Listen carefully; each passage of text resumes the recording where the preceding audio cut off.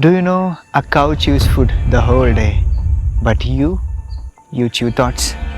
And the worst part, it's usually yesterday's pain or tomorrow's panic. If your mind was your friend, you would have blocked it a very long ago, but it lives rent-free and throws tantrums. Today, we are going to end that nonsense.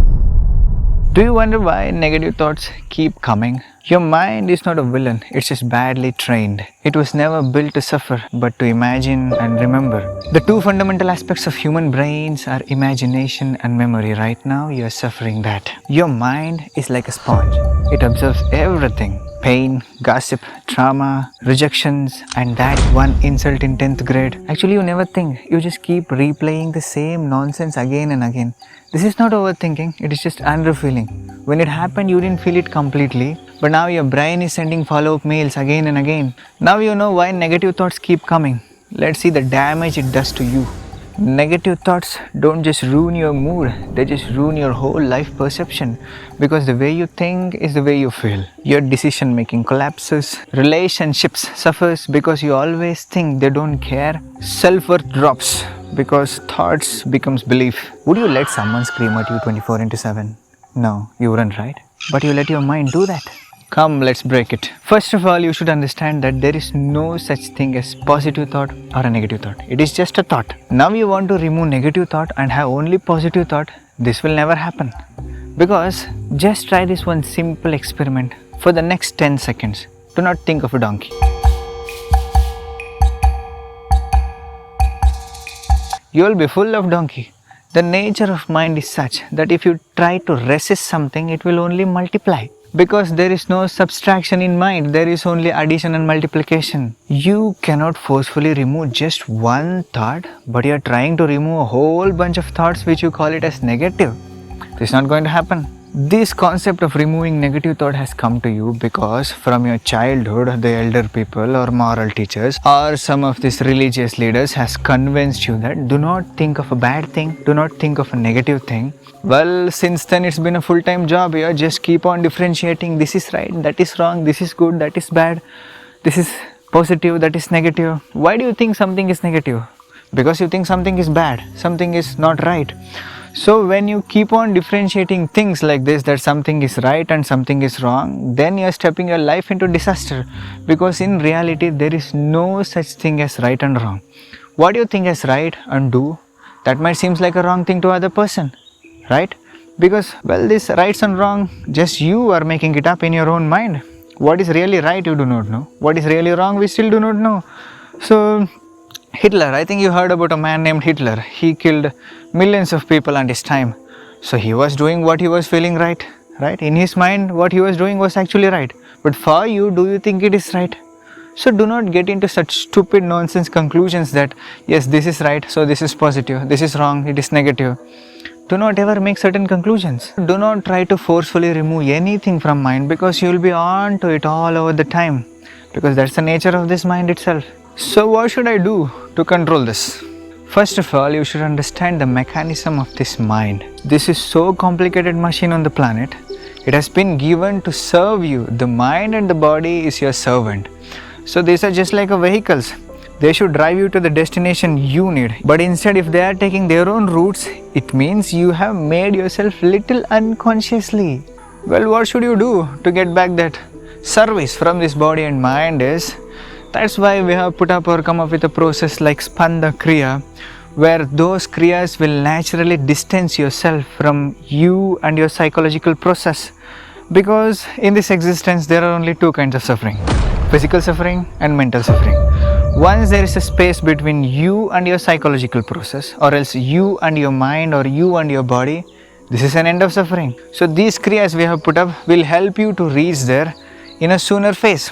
Have you noticed this? When you're sleeping, you have no sense of your body, mind, thought, emotions, but you're still there. Even though you're unconscious, there is something which is beyond this body and mind that we refer to as life. So right now, what you're thinking, what I am thinking is not the important thing. You and me are alive right now. This is the most important thing. And it is so more important that we should focus on this fundamental sense of aliveness within us. that once you focus that yes, I'm alive right now, this is the moment, if you come into certain awareness, then you will see there is a natural distance between you and your psychological process, you and your thought process, because this whole lot of psychology what is happening in your mind is just you made it up by gathering or looking at things or being in contact with things. This is how a memory is formed. So this is how you imagine things. So memory and imagination, both of them doesn't exist in this moment, right? Memory is of past, imagination is of something that's going to happen in the future. Well, if you are little aware about this fundamental aliveness within you, you will know that you are in the moment. Well, but still this mental process or thought process is taking you down. You just see the thoughts for what they are. Literally, as a thought, it has no meaning, no flavor, no taste, nothing. They are just visitors. They are coming to you as a powerless thing. Okay, you are the one who are powering it up.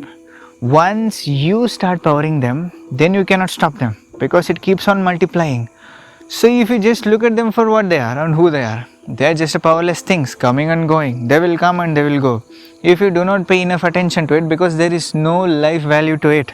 Right now, if you are thinking or bothered about things that you cannot see right next to your eyes, it means you are just living in an illusionary mode.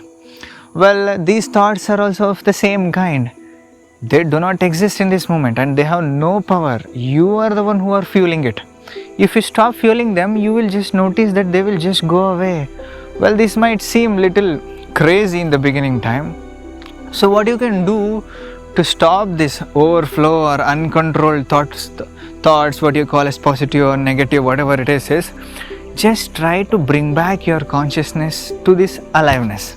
See, depending on your sensibility, you can see if you can observe your breath, your heartbeat, your hand movements, your leg movements, or your sensations.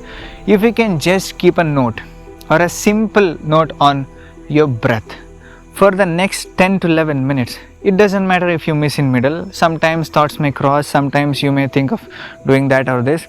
It's okay. It is best if you sit in a separate space and do this. If not, even if you are engaged in some works, you can still do this. Bring back your attention just to your breath process. Just observe your breath for the next 10 minutes. It doesn't matter how many times you cross out through thoughts. It's fine. Still again get it back. Do it for a couple of times. If you can just sit in a space and do it for 3 times a day. If not, it's fine. Just do it whenever you can. But if you try to maintain this awareness for 10 to 15 minutes, if at least for a 10 minutes in a row, you will notice in just few days, not even in months, in few days you have made a tremendous transformation within yourself, because you're becoming more alive. You're becoming conscious then compulsive. The whole science of yoga is just focusing towards one thing, that you are becoming still. You are becoming conscious. When you are conscious, you know to do things straight out in a right manner. So I know this video made little spark in you. So it's time that you hit the subscribe button, or else you may miss some great things that are coming on the way. You should not miss it. Okay, see you. The most dangerous addiction in the world is not just alcohol and drugs, they are also your own thoughts. When the mind refuses to slow down, even the softest bed feels like a trap. If you are someone who is struggling with sleep, from the way you wake up till the time you hit the bed, there are a whole lot of things which are influencing your sleep.